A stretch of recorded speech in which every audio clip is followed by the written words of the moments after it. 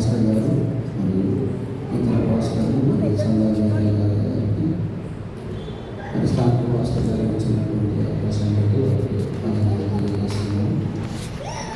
మొట్టమొదటిగా నేను యాజ్బెస్టస్ church united church saint Paul united church మెంబర్గా ఉంటున్నాను. సో మా బావగారు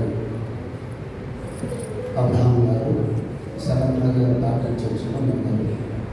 సో మేము మా అబ్బాయికి ప్రియంకను వివాహం చేసుకున్నందుకు మరి మేము నిశ్చయించుకొని వివాహం జరిపించాము. నాటి నుంచి నేటి వరకు ఆ యొక్క కుటుంబాన్ని, వారి నేపథ్యాన్ని, వారి యొక్క స్థితిగతులను, వారి భక్తి శ్రద్ధలను, వారి బంధువులను అందరినీ గమనించినట్లయితే అపారమైనటువంటి ప్రేమ, ఆప్యాయత, మంచితనము, ఇతరుల పట్ల గౌరవభావం కలిగినటువంటి ఆ యొక్క కుటుంబము. మరి వారిలో మరి అందరూ అమ్మాయిలు ఉండి మరి అబ్బాయి లేదు అనేటువంటి లోటుగా నేను వియంకృతం తీసుకున్నప్పుడు గ్రహిస్తే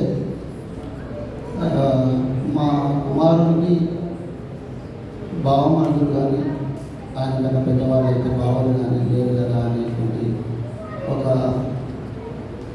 మనసులో కొద్దిగా ఇబ్బందికరంగా అనిపించింది.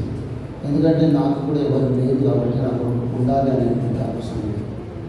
కానీ మరి బావగారు ఆయనకున్నటువంటి కూతురుతో అందరూ అల్లుళ్ళను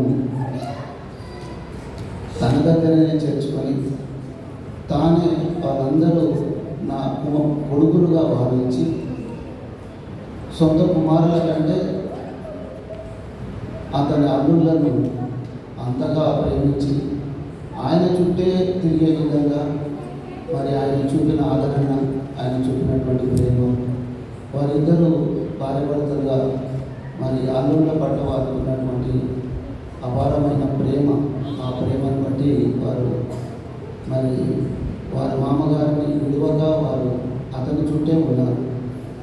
మరి నా ఇల్లు మరి మిగతా అల్లుళ్ళ కంటే చాలా దగ్గర నా ఇల్లు బావగారి ఇంటికి. కానీ నా కుమారుడు కూడా నా ఇంటికంటే వారింట్లోనే ఎక్కువగా ఉంటాడు.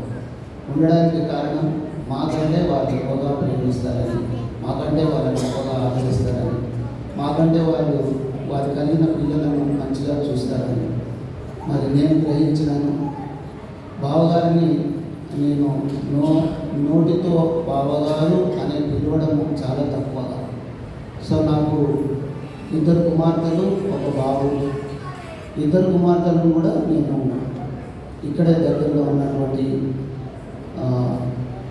చింతా విల్సన్ ఈ చర్చ్ మెంబరే, ఆయన సీనియర్ మెంబరు. ఆయన కుమారునికి నా పెద్ద కూతురు ఇచ్చాను. మరి నా చిన్న కూతురు నిజామాబాద్, కానీ అబ్బాయి ఇక్కడే ఐఐటి సంగారెడ్డిలో ఉంటారు. సో వాళ్ళ తండ్రి అయినా మరి మా కోడలి తండ్రి అయినా వీరు నాకు బావగారు. బావ అని నేను పిలువదైనప్పుడు, సార్ అని మాకు సంబోధించినప్పుడు వారి నుండి వచ్చినటువంటి సంకేతం ఏంటంటే ఇతరులను పిలిచినట్టుగా మమ్మల్ని సార్ అంటాడేంటి,